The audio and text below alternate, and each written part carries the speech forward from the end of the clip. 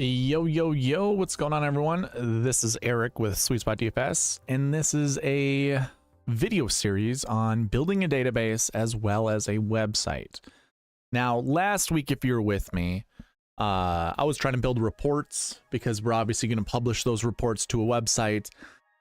I realized pretty quickly that I needed to do I needed to brush up on some teaching, some learning. I needed to, not teaching, learning, because I didn't know how to do it. And I wasn't able to, within this last week, sit down and look at it. So we are going to be going over some more database touch-up things. There are a few things I need to add. And then we can also kind of dig into other parts of the database and website that I'd like to eventually get to. Like, currently I have the bare bones done that I needed to get done. Now it's just kind of touching up and adding little pieces that I would like to see. And if you come in here throughout the video while I am doing this live and you want to chat with me, if you have any suggestions, let me know. This is kind of a hangout. It's a Thursday evening. We can talk about the golf tournament that's happening, which is the Genesis Invitational. I do have it up right now, so if you guys want to talk about it, we certainly can. But yeah, this is primarily for you guys, for myself, to hold myself accountable to work on this stuff. But I would like to most likely call this an opportunity for you guys to gain free entries into the giveaway. So I'm going to throw that on the screen. We had a bunch of participants during the live video Tuesday. So you can kind of see we have 30 entries already, which is pretty awesome. For this, I will just have this up here. Oh, you can't even see it. There you go. We'll call this Road to the Masters. Roll call number 1, and I'll just have this loaded for whenever you guys come into the chat. This is pretty early. It's an earlier stream than I typically do. I have a deployment call for my primary job in about an hour and 20 minutes. So I have a hard cutoff in an hour. I imagine some of you will see this and then come into the stream. If you're watching this on replay by chance, leave comments in the, well, just leave comments on the video and you'll get free entries into the giveaway. And let me just throw that on the screen because I forgot to do that. I give away $5 every single week. I give away $100 every month as long as we hit the subscriber goal you see all the way over there to the left. We're at 630 out of 650. We gained 12 new subscribers from this last Tuesday's stream, so that's pretty awesome. I think a lot of people from the football environment, or the football, whatever you want to call it, I think they're coming in to the golf realm and need some information, someone to provide them content. So I appreciate all the new subscribers. So we're climbing. If we can get to 650 by the end of at the end of the month, I will give away $100. If not, I will give away a t-shirt with the SweetSpotDFS logo on it. I'm not currently wearing it right now. I figured I'd just keep it low-key today. So those are, and really the only way to gain an entry is to be subscribed to the channel and participate on it. And one way to participate is to live chat with me while I'm live. Another way to do it is to comment on any of the videos that I've posted. You get entries that way. And then here during roll call, if you're watching me live and I say, okay, let's check to see who's in the chat. Roll call number 1, you know, give me your favorite whatever, or whatever it is, whatever I ask you to do. If you're here and you do it, you will get a free entry into the giveaway. So all available to you. Also, if you're not already on Prize Picks, I do have a promo code. Check the description of this video. You'll find a link there that'll send you to the homepage where you can sign up on there. And then that's it. When it comes to just giveaways here, normally, like, I would go over the cheat sheet as well as the optimizer, but we don't need to talk about that in this video. Let's go ahead and just pull up the screen and I'll tell you what I'm working on. This is going to be very small font for most of you guys. I understand that. I'm trying to work as efficiently as possible, and to zoom in probably not going to be the best thing to do, but I need to enter this data here. If you can see, the header up here says DK points and then DK top 10. Now I track this on another spreadsheet. I have a spreadsheet that I use to update my weekly process when it comes to the DFS content. So that's a separate thing. What I ended up doing, I copied all that information over here. So this is from my weekly update sheet when it comes to the DFS content that I provide. Here is kind of a basically an update file. Call it an update sheet or whatever you want to call it. Basically, I'm going to marry basically the name here with the name I have over here, and then we'll do a VLOOKUP to grab the data that I need. So that will all be presented here, but what I first have to do is validate that this information can be found over here.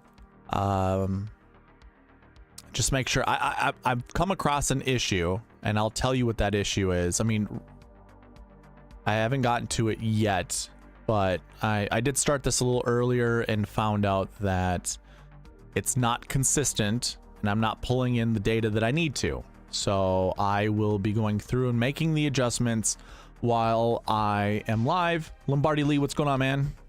Nice to see you in the chat. I figured you'd be here.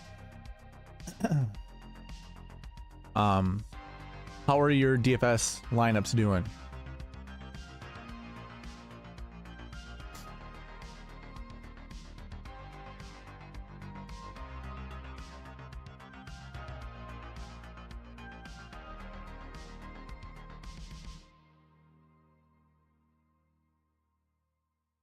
Mine are doing okay. Nothing really hurt. I think I'm sitting pretty good.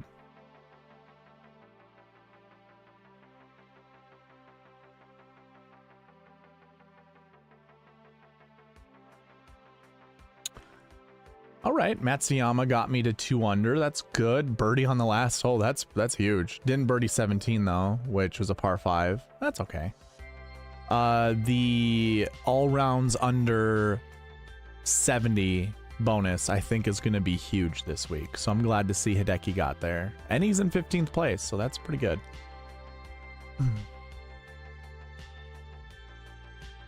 What do we have with Scotty? Still at 3 under.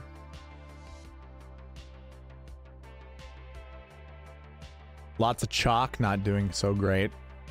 Xander, just what is that all about? Xander Schauffele.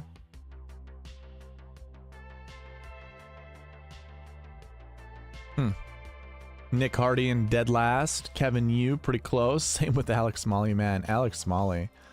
Dang, Max Homa. Far down on the list. Sucks to suck, right? All right. Anyways, moving on. This is what I'm here for. It is to update the sheet. Basically, what I'm going to get to is, you see how this over here says Minwoo Lee 2021 week 23. I'm going to make sure that that matches up over here, that I can find that over here. I already did an AT&T one. They're a little bit different. Like, I don't have it in the same type of format, so this is based off of results, and then this is based off of just I think it goes by last name. So Minwoo Lee would be up here with the L's.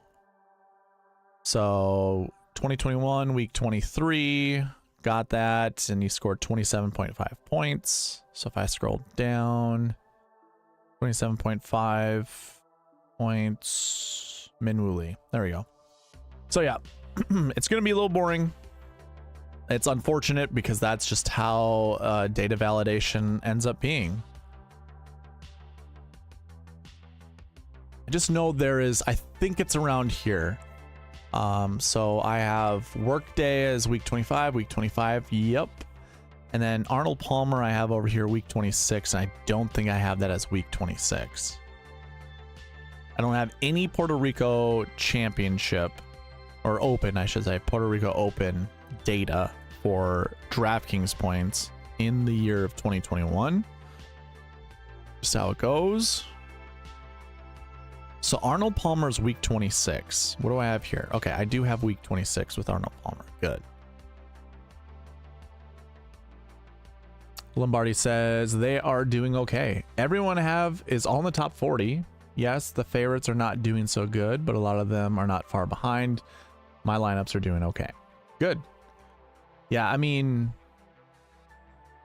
you gotta always, like, people just always have to remember. So Patrick Cantlay shot 7 under today. He could easily shoot even par tomorrow. And I'm watching Colin Morikawa put it into a bunker on hole 16. He can easily shoot 7, 6 under tomorrow. And then him and Cantlay will be tied.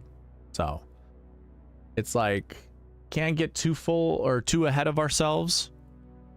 It's still early. This is still a tough golf course.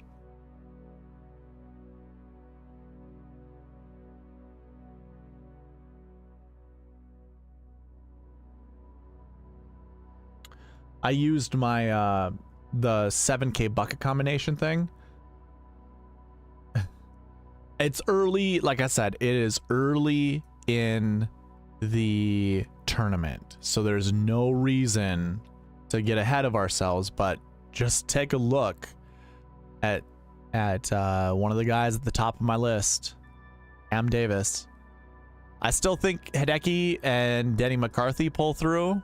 Chris Kirk had a pretty poor day today, but I'm only looking at these 6 golfers, the top 6: Matsuyama, Davis, Siwoo Kim, McCarthy, Kirk, and Nick Taylor. And I mean, Cam Davis. So, like, course history, not super great. Recent form average, not super great. So people wouldn't want to be on him, but guess what? He's in the bucket combinations that have been showing to be important. Ooh, Hoagie throws a dart. Jeez. Pretty good. Well, I think they're just showing replays of birdies that were made on 16. That is what they are doing. Well, there's my boy Kirk. He chipped in for birdie. There you go.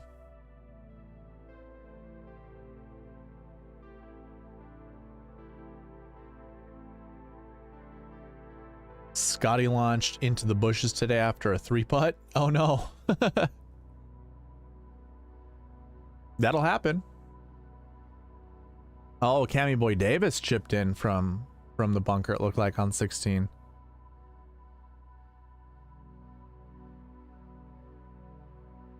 Brendan Todd is just a putting savant. Oh yeah, that's right. Gotta keep focused. Arnold Palmer Invitational of 2021 is week 26 on one of my sheets, and week 26 on this sheet as well. My favorite guy, Byron. Every time he says as well, it sounds like aswall. Like it's one word, and it's like an ass wall. Aswall.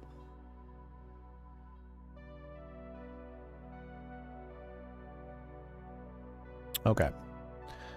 I am going to just zoom out a little bit. I am sorry if you guys can't see that well. I just want to be able to see it better on my screen.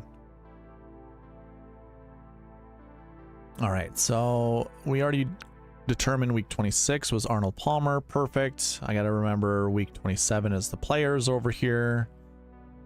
Sure enough, we have the players.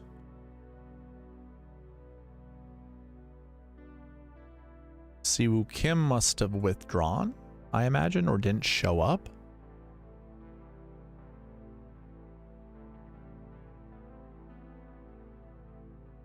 Oh, I have their names different. Oh, this is gonna suck. Okay, so let's do this. Kim, comma, C dash Woo. Kim, comma, see. Woo!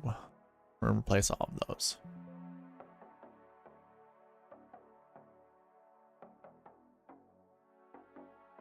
So that was during the players.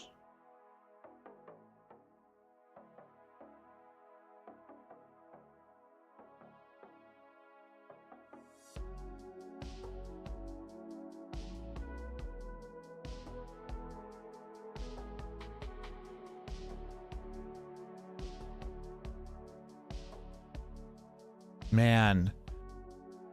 Oh, I wish I was consistent when I had put everything in each of these spreadsheets.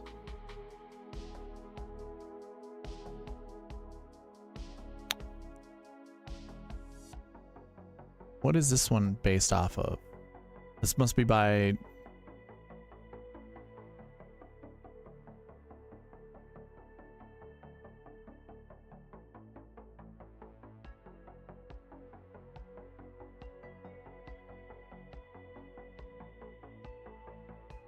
I don't know.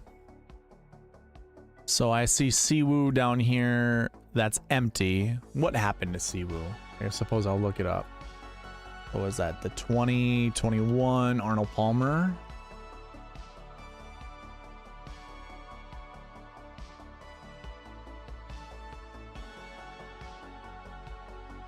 Lombardi, it looks like I'm the only one here so far. There was a second viewer that came in for a second. But yes, you are the only one. I appreciate you being here.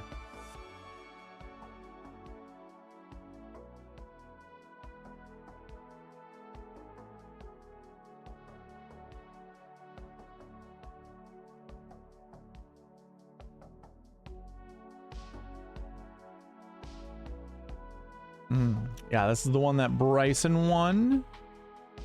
Siwoo withdrew after he finished his round, so he should have data in here. I just don't know where in the hell it would be. He withdrew, so he'd be at the bottom of the Arnold Palmer. I don't know what order this is in. Here, I can look it up also this way. So annoying.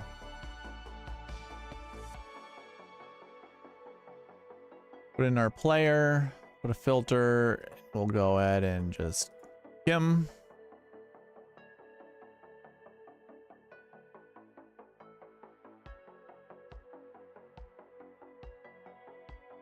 So we're looking for 2021 Arnold Palmer. I don't have it.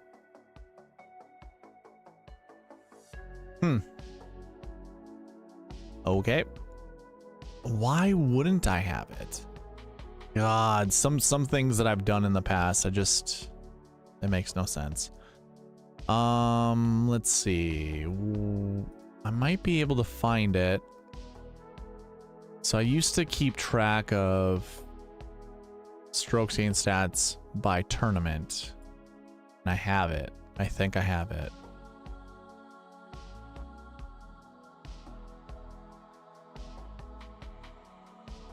But I don't have the points, so it does not matter.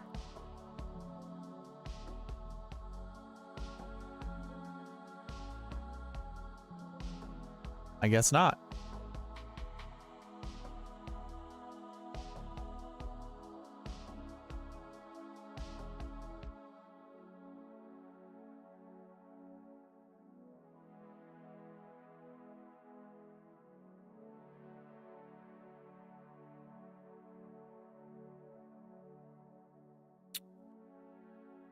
Nope, I do not have it. I don't have it there. Do I have it in my spreadsheets? I've realized that there's still a bunch of stuff that I want to add to this bare bones database. And one of the things I'm going to have to do is go through each of my spreadsheets and pull the ownership as well as the DraftKings points.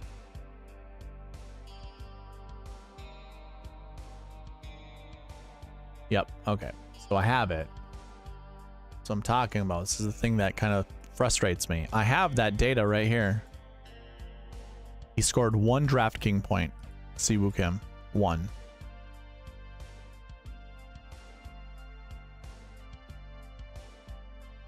Okay.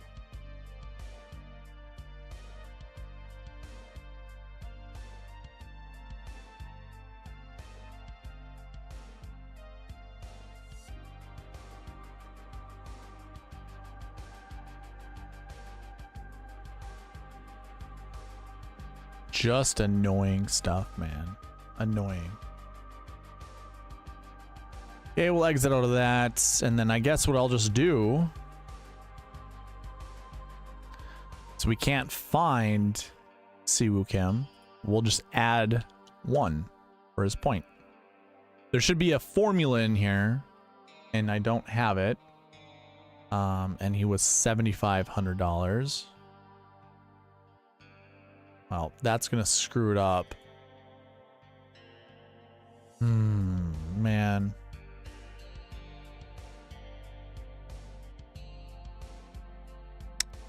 It sucks. Because I want to, like, copy down. You know what?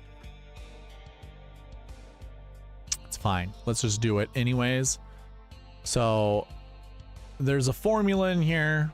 And the easy way just to grab all the data you're looking for is just kind of copy it over and then update whatever column you need it to look at.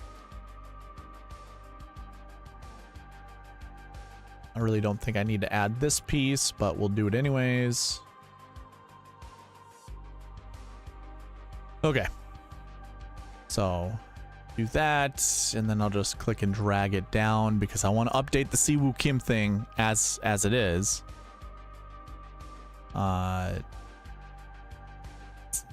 This might actually make like finding the data a little bit easier. The CJ Cup, lovely. In 2021, okay.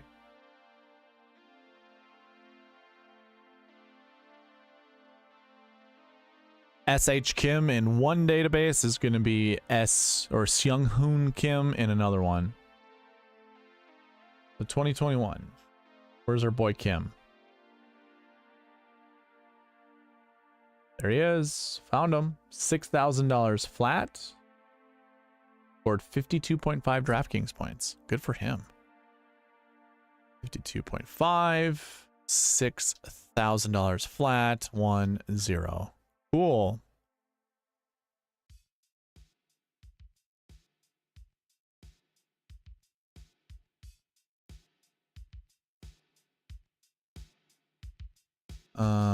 I'll just update that later.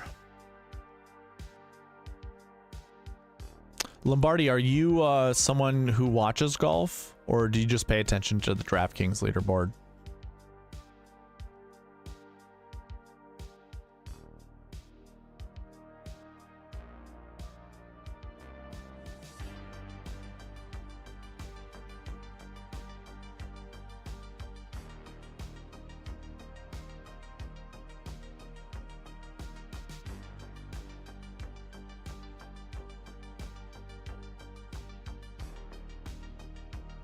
Look at that, I even have Kevin Stadler's stats. What the hell, dude?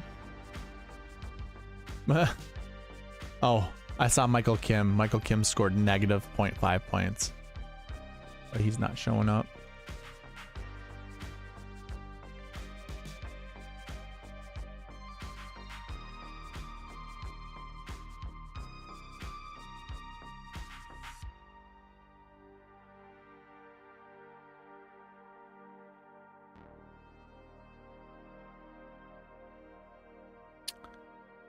Did I already rip the Mayakoba? Oh, it's the Worldwide Technology Championships. I forgot about that. 2021. Let's see if we can find all the names that we're looking for. Batia. Yep, we sure do. And I even have DK points for him. Unbelievable, dude. 68 points. He was $6,400. He was not a top 10 player. Mr. Ryan Brem. There he is also. 75.5 points. At 6,200, 1-0. Let's just double check. Did Will Zalatoris score 72.5? Yep. And he was 9,200. Yep. Perfect. Ben Taylor.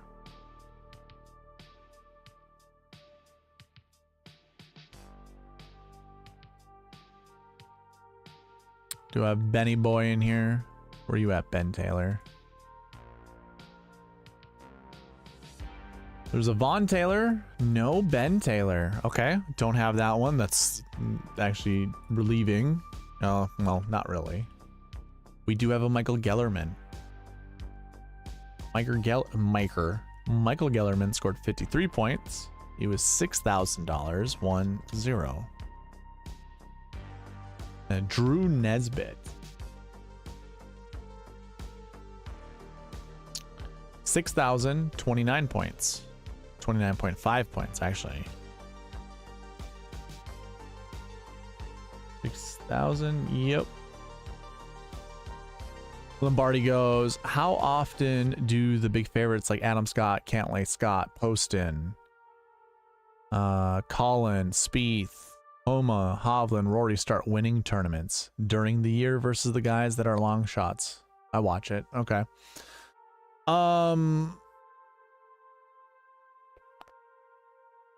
You know what's weird? So when you got to remember how many big names went to live. If you take some of those guys back, like this, honestly, if you were to bring Dustin Johnson back and you were to bring John Rahm back and Bryson DeChambeau back, those three. Oh, why don't we bring Neiman back also? Bring Brooks back. And I think you would have most of your favorites, especially this year. I think most of your favorites would have won. And it's not to say that those live golfers would have won the tournaments. It would just be the PGA Tour players, like your elites. Because like game will, like good golfers will elevate other good golfers. And if your talent in a field isn't really like exceeding, and I mean like drastically exceeding their baseline, your best players sometimes can get a malaise, like they can get a little lazy, or you know, it's almost like a rabbit chasing a carrot on a stick, where it's like they're only going to run as fast as that stick is moving, if that makes sense.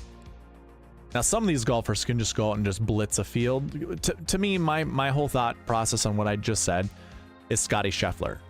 I think Scheffler actually could will in putts if he needed to, because he's always around the leaderboard, right?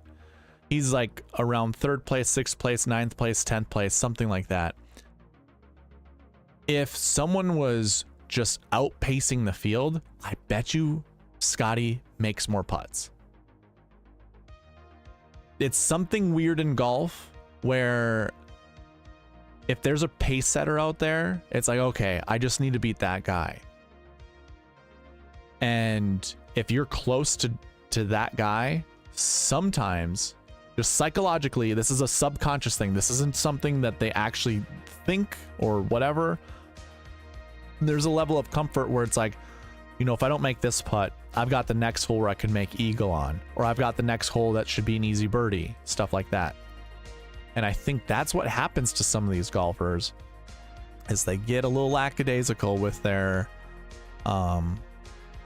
need to score.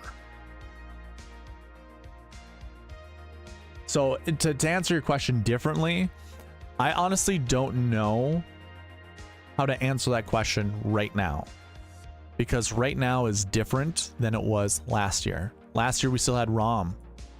Obviously a lot of those other golfers, they had already left, but actually this time last year, Joaquin Niemann won the tournament. Or no, John Rahm won the tournament the year before Joaquin won it. Yeah, I suppose Joaquin probably had already left. But you would have still had Rom. You know, Rom would have been at the WM Phoenix Open. Rom would have been probably at the Pebble. Yeah, he would have been at the Pebble Beach Pro-Am. I think those, like, I think just him would have elevated Scotty's game. I think he would have elevated, you know, some of the other guys' games. I guess I just think more or less this is a Scotty Scheffler issue than it is anyone else. Like, if Scotty Scheffler could just play up, like if he could, you know, if the baseline's 50% with making putts, he's making putts at like a 25% clip. If he could just make putts at a 30 or a 35% clip, which is still under the baseline, he'd be winning more tournaments.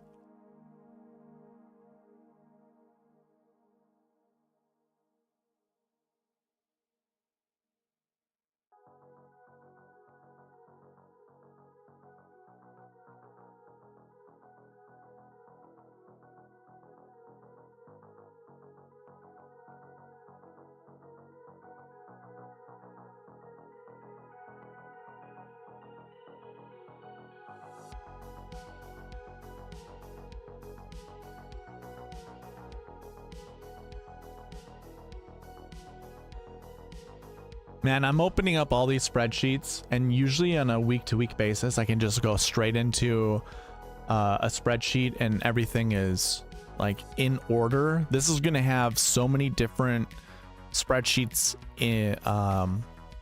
recently opened that I'm going to have to like scroll to find the ones that I need.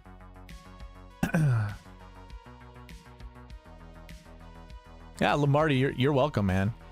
It's just, that's more of a feeling that I have based off of, you know, playing in golf tournaments myself. I'm not a PGA Tour player. I've never played on the PGA Tour. I have no idea if this is exactly how they feel or what they're going through. But what I see is I do think Scotty could will in putts if he needed to.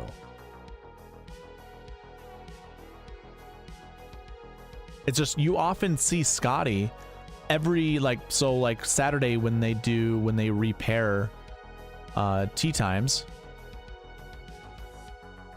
Oh, I forget the terminology. But basically when they reseed based off of how well you've done during Thursday, Friday's round, Scotty's usually towards the end of the pack, or not end of the pack, but he's one of the last golfers to tee off. So he's right next to the leader if he's not in the lead, and then Sunday the same thing happens. I'd have to look at the stats to see how well he plays Thursday, Friday versus Saturday, Sunday, but I would guess, it'd be my guess, that his Thursday, Friday rounds are better than his Saturday, Sunday rounds. This is my guess. I could be totally wrong on that.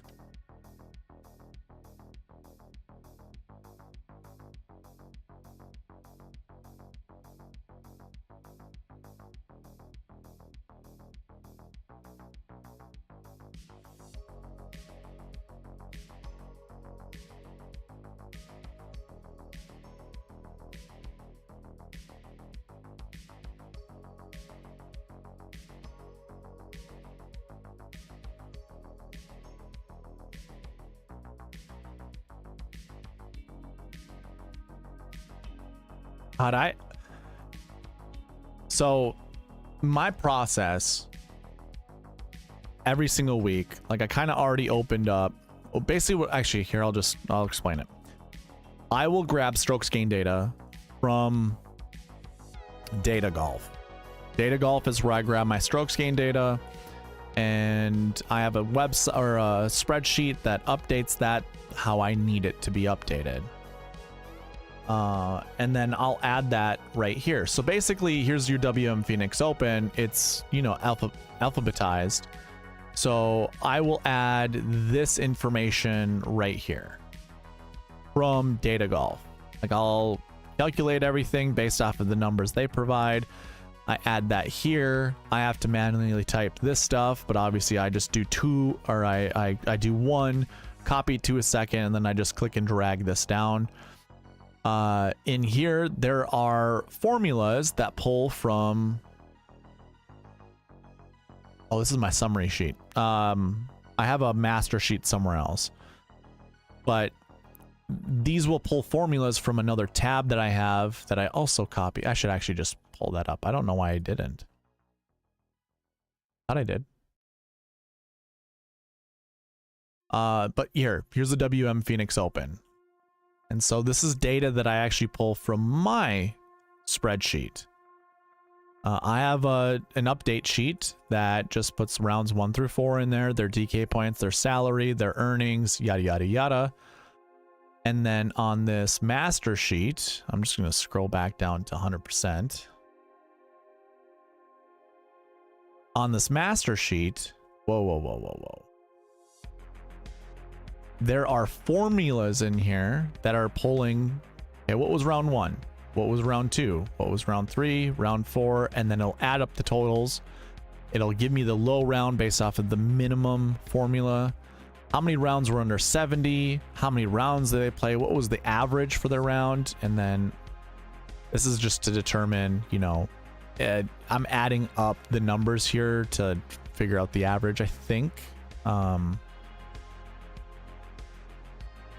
I can't remember the real reason that I have this right here, but then obviously I pull in the DraftKings points, the salaries. This is just, I really don't remember.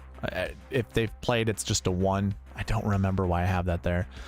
And then I have a formula in here to determine were they a top 10 DK player. So I add all of that stuff up and then I add it to my input sheets every single week. Well, if Data Golf doesn't have a golfer in it, then I'm not pulling that data over, and I think that's where all these gaps are that I'm filling in right now. So yeah, it's busy work. Kind of sucks. I know. I'm sorry. It's annoying. It's boring. It's annoying. I get it. All right. So now I have to open up the American Express sheet. Try to find Phil Mickelson. I'm sure he's in there somewhere. Lombardi says, are the tournaments, I'm not sure what that GIF is, happening around the same every year? Like this time next year, the Genesis Invitational always in February around this time? Yes. They're really so they changed the rotation a little bit, but you will always have, you know, it's called the Century now, but it was the Century Tournament of Champions. That's always number 1, the very first weekend in January. Very first weekend in January, that will always be played on that weekend. The following tournament is always the Sony Open in Hawaii, because you can just keep players on Hawaii who play at the Century. They can just, you know, hop an island. I think it's hopping an island and going to the next one. Or players that are starting their season at Sony, you know, they can fly in at any point in time, you know, and play. And then you have the American Express, which is usually tournament number 3. I think one year it was the Farmers was tournament number 3. But since, I don't know, like 3, 4, 5 years ago, it's always been the American Express, the one that's in California. And then from there, they usually keep it in California until WM Phoenix Open. But they did have the Genesis before WM Phoenix Open, I'm pretty sure, a while back. You'd have all your events in California. So you would go like the American Express to Torrey, which is just a little bit south of the American Express and close to San Diego. So you'd go from like Palm Springs, that area, for the American Express. Then you would travel to San Diego. Then you would travel up to just south of San Francisco, which would be the Pebble Beach tournament. Then you would travel down to LA, which is where the Genesis is played. Then you travel to Phoenix, Arizona, which is the WM Phoenix Open. It's always been around this time, because this time of the year, only certain areas of the United States has warm enough weather to have PGA Tour events. So, and I think right now is storm season in Florida, normally, or something like that. So I think the PGA Tour has realized Florida events right now are not, you know, safe, or it's not beneficial to have those tournaments now. They keep Florida events usually till March. Next week they go to Mexico, which is way earlier than they've had Mexico before. Mexico's usually played at the end of March. Well, like the middle of March, I should say. Because it usually, what the Mexico Open used to be was the WGC Mexico, and before WGC Mexico, it was the WGC Cadillac, and the Cadillac was played in Florida. And then Florida, you would go to either the Shell, you would go to the Shell Houston Open the week before the Masters, and then it would be the Masters over in Augusta. And then you obviously have the RBC Heritage, which is South Carolina. Like it does follow. If you map it out on the US map, you will find that it does make sense. And it helps with like traveling and stuff like that for the PGA Tour players. I mean, imagine being a PGA Tour player and 1 week the tournament is over in California, and then you have to go to the next week to Florida, and then the next week back to California, and then back to Florida or South Carolina, and then back to California. It just doesn't, it logistically doesn't make sense. Jeez, Phil Mickelson, what the hell? All right, let's just double check. Hoagie scored 33 points and was $7,300. Where you at, Hoagie? Hoagie, 7,300, scored 33.5 points. Yep, okay. Cool. I don't know why I didn't have Phil. So dumb.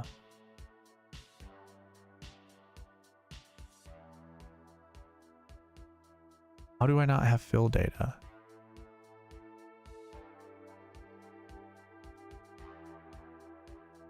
He was $8,800. How is that not?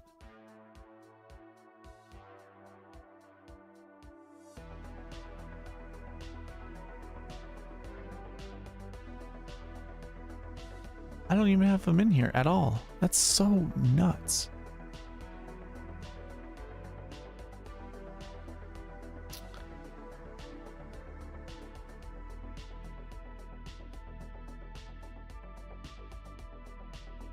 I have Steve Stricker data. Of course I do.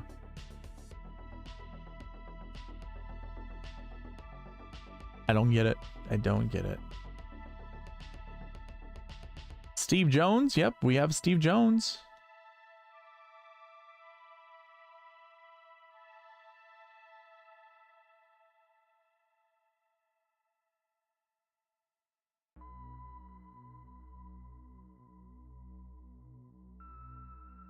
You're welcome, Lombardi. When I was playing, how did you do in most of your golf course and tournaments you played in? How did you prepare yourself for the course? So I'll be a little honest here. I kind of was lazy when it came to any preparations. Like there are a few tournaments, even now, that I've never played in, that I've always wanted to play in, and that I will most likely play in them soon, and I won't prepare for it. I'll just go, okay, let's figure it out as I go.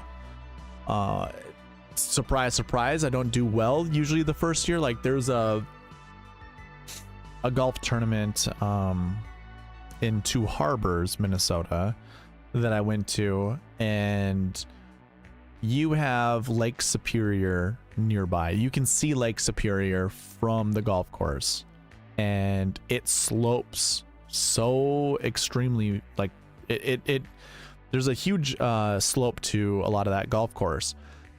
So on the greens, what they would tell, the little few tips that I got from asking some of the players that I knew that were playing the tournament, whatever, it's like, just remember where the lake is. The ball always breaks to the lake. Well, first time playing, it's like, okay, where's the lake? Got it. Look at the putt. I'm like, this is not breaking towards the lake. and then I'd play it somewhere in between where I thought it was going to break and where the lake was, and sure enough, it stayed right there. It would have broke towards the lake had I played it to break towards the lake. So there was some adjusting to get to know that, and then there was also some blind tee shots, some blind just, you know, if you just knew the golf course, you could save 3 to 4 strokes. And I didn't, and finished second or third. Actually, no, the first year I played, I missed out on champ flight and had to play match play in the lower in the presidential flight, which I ended up winning. But yeah, that was stupid. That's one of those. And then the next year I finished second or third, and then last year I finished second. So we're trending, but yeah, there's a part of me that's still a little, I don't know, go with the flow, I guess. And you could almost take that as like not being serious, which is kind of the truth. It's not that I'm not serious, it's that it's not like a US Open qualifier or anything like that. So why try super hard?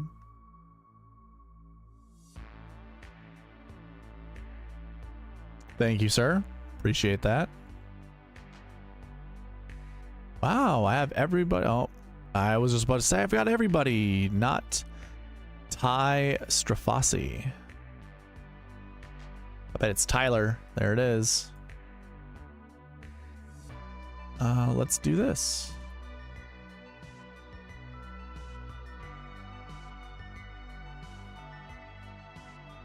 Ta-ta-ta-da. Camilo. Thank you.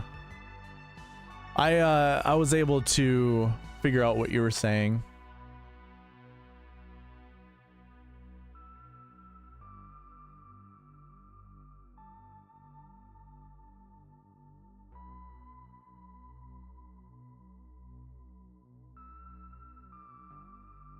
Taking a look at the leaderboard right now. Adam Scott +1. Jeez. Rory McIlroy. What happened to him? He was 2 under. He's +3 now?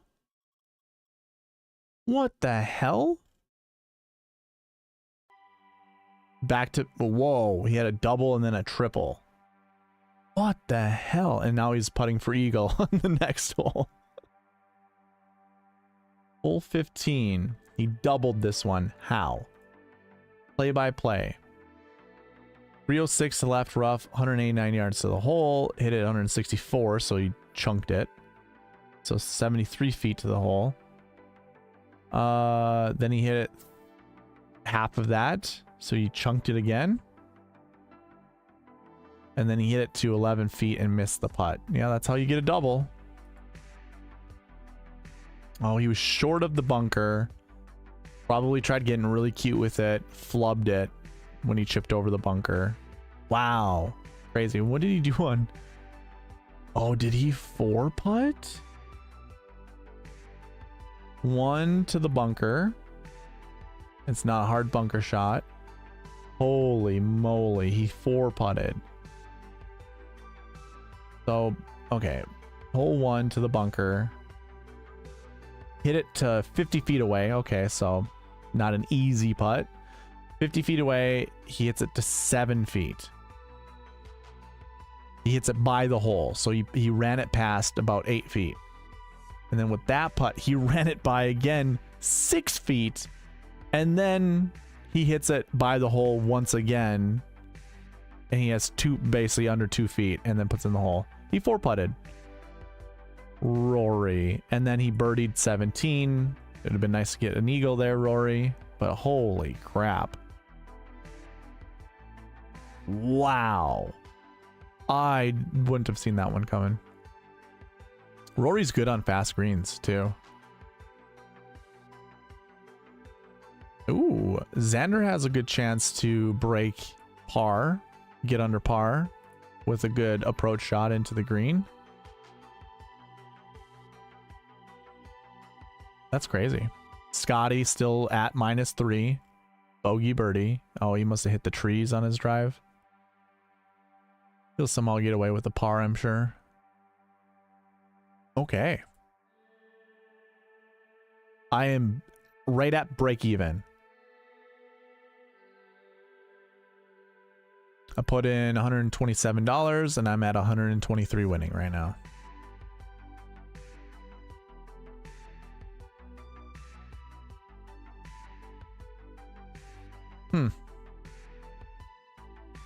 Got a decent lineup in the mini max. 3 golfers at 6 under.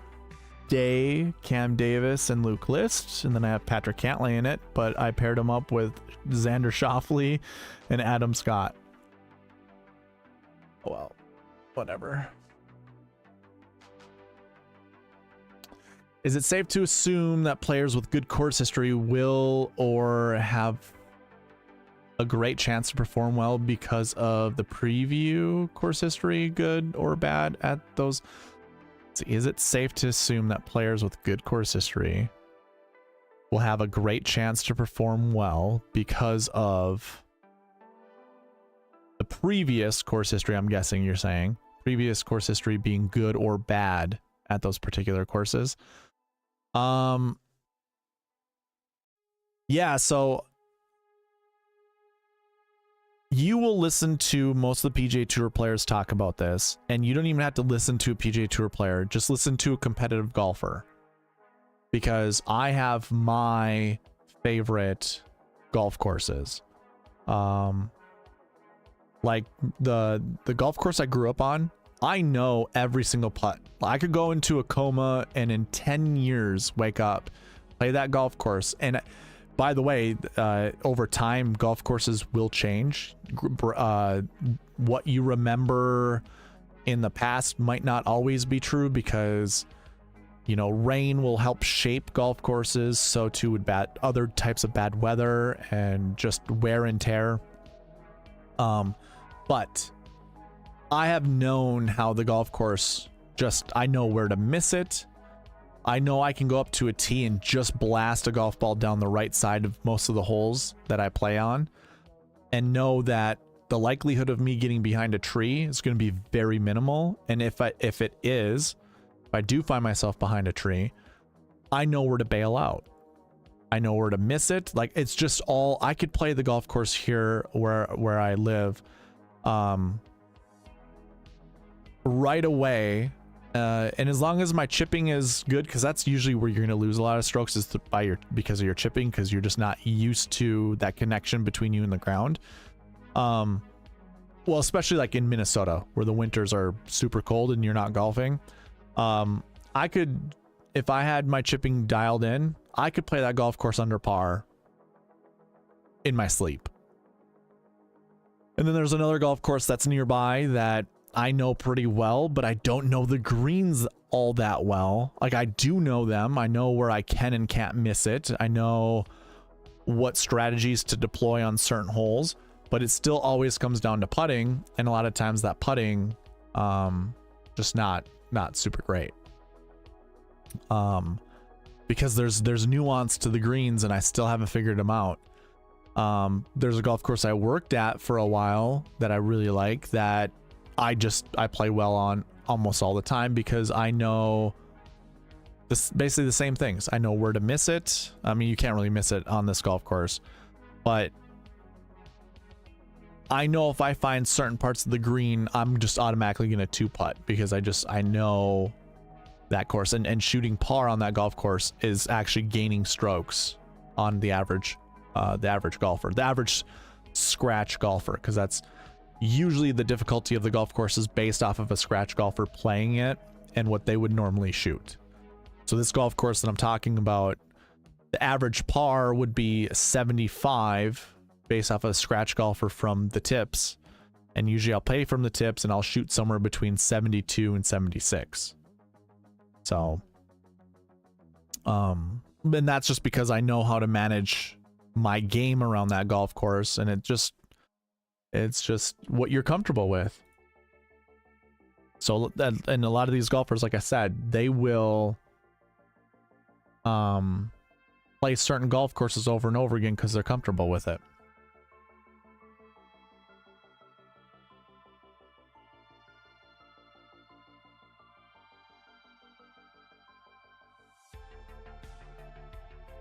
I do have a hard stop, Lombardi, at 6:45. I gotta jump on a deployment call for my job.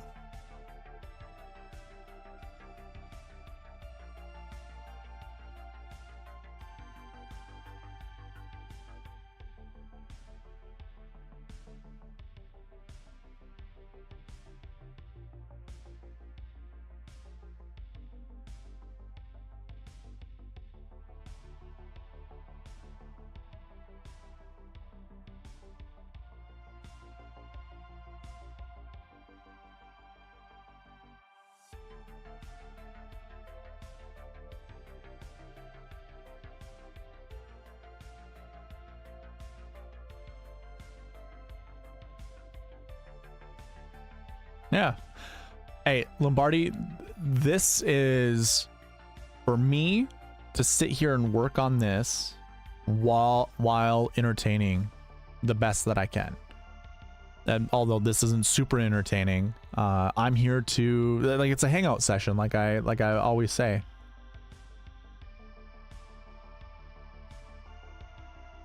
I'm gonna be working regardless, so why not talk to you? Or anybody else that shows up in the chat while I am working.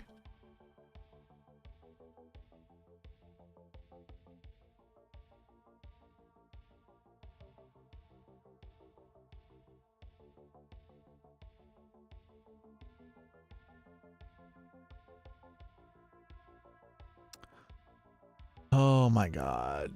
This is one of those Strafasi where, oh, I actually don't have them in here. Why not? The Genesis.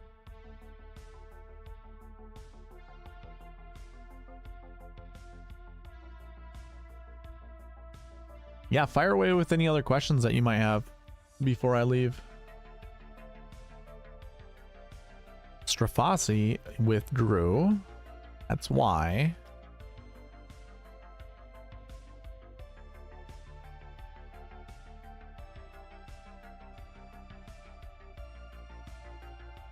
I have no Puerto Rico data, but we do have Workday champion stuff.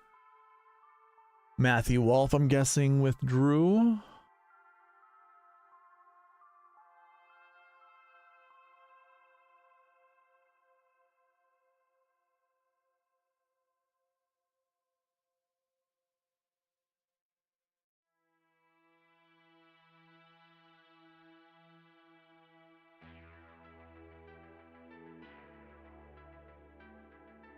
WGC Workday, what would that have been? What was the WGC? Did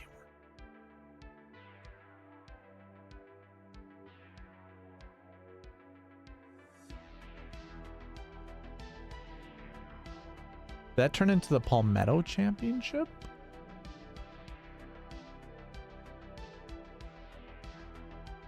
No.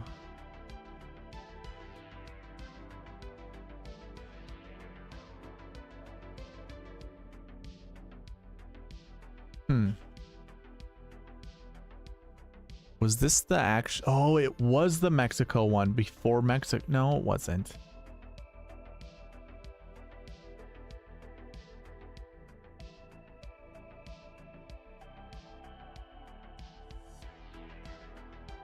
Maybe it was though. Yeah, concession. In 2021. It was, okay.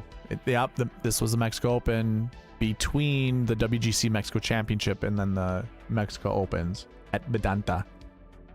And there's Matthew Wolf withdrawing because he's a little bitch. Actually, I think during this time he was having some mental issues, so I shouldn't be too harsh on him.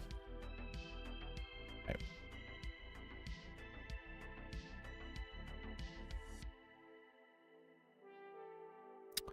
Matty Schmid. What's the likelihood that this is just should be Matthias Schmid? Nope.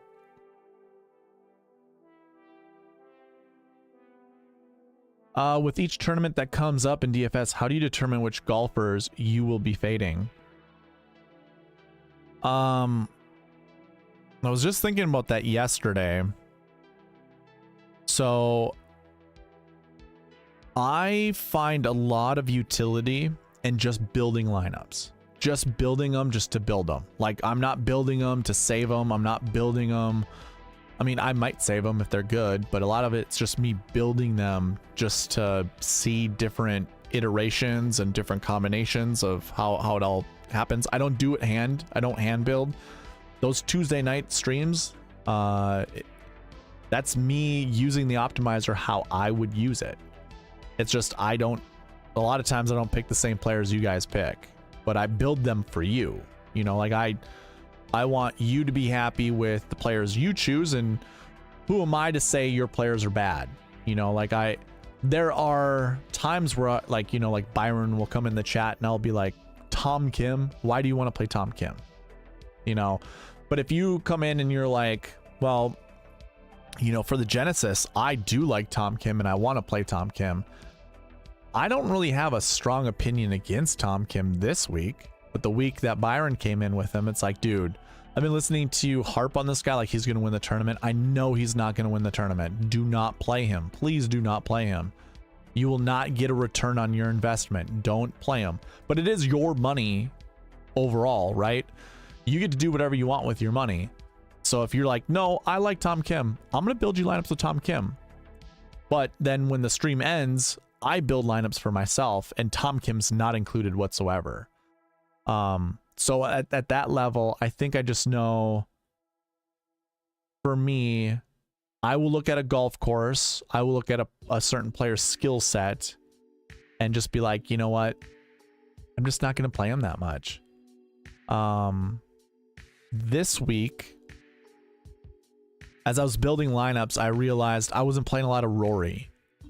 Not a lot of lineups were coming in. What does MC in golf? MC is missed cut. I have seen that a lot since I started looking at course history and other data. Yes, I know what you mean. Like you were saying that you were not a fan of Eric Cole this week. Exactly. Perfect. Yeah. Because this is a driver intensive golf course, and he, despite having good accuracy, I think at the WM Phoenix Open, I just wasn't trusting him this week. And I mean, let's see, well, how well did he do?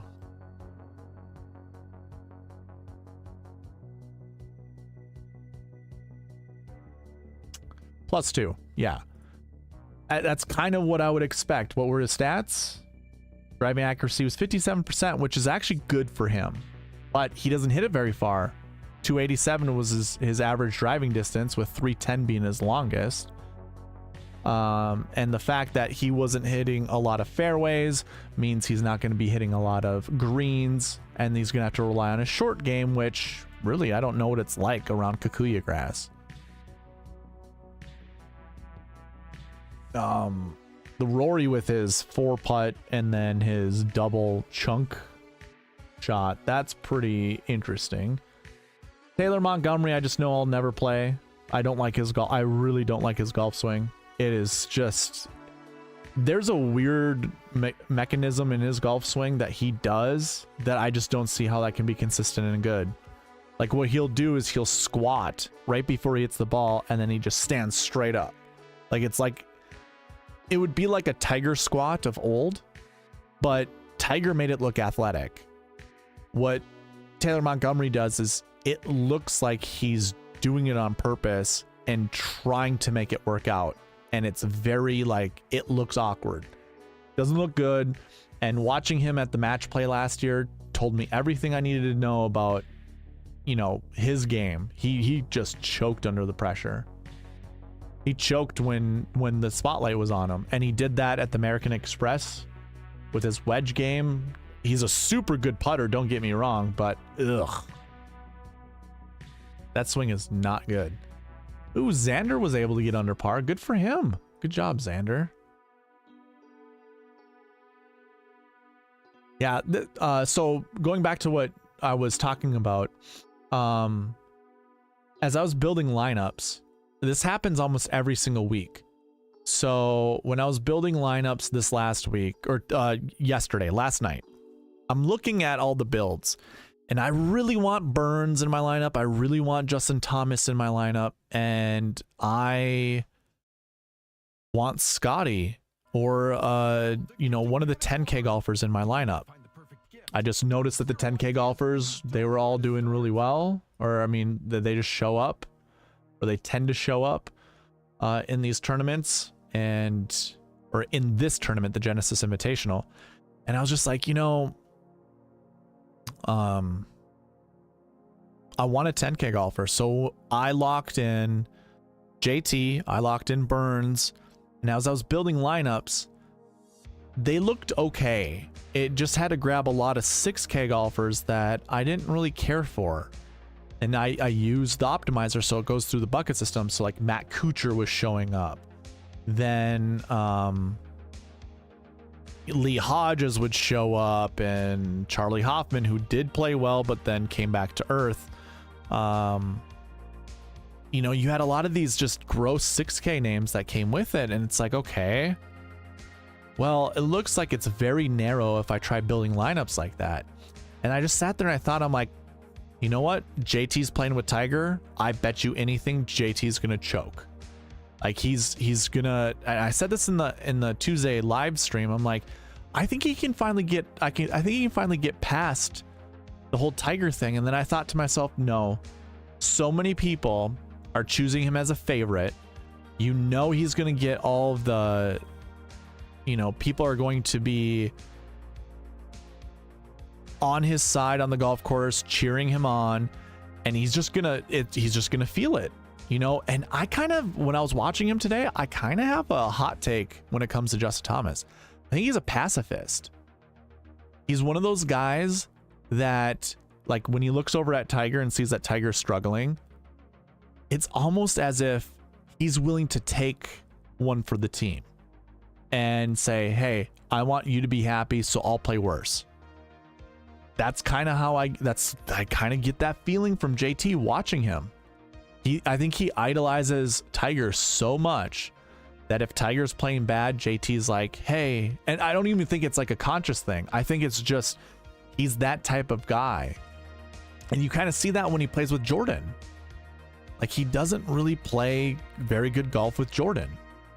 So, I don't know, man. JT, he's an interesting one. So anyways, as I was making lineups last night, I pivoted from JT to Ludwig, which isn't a hard pivot to make. And when I was building lineups with Ludwig and Scotty, I also decided to cut out Burns. So I'm like, nah, Burns doesn't seem like the play this week. I pivoted to Will Zalatoris from Burns, 87 down to 79. That opened up so many more lineup possibilities. I got to, because I had that 7K combo bucket thing in my head that I wanted to do, and that included 6 golfers. It was from salary up. It was Siwoo Kim, then it was Chris Kirk, Hideki Matsuyama, Denny McCarthy. Denny was 7,500. Cam Davis and Nick Taylor. It was those 6 golfers. So I made sure I grabbed one of them, and the one guy I really liked was Hideki Matsuyama. So I would try to pair him with another one of those guys. So a lot of my lineups had Hideki and Chris Kirk in it. A lot of the other ones had Hideki and Denny McCarthy in it. And then there were some that I didn't want any Hideki in, but I wanted 2 of those guys, and that was Denny McCarthy and Cam Davis. So when you kind of, see certain lineups built, you can kind of look at some of those and go, these aren't them. These are not the lineups that are going to do well.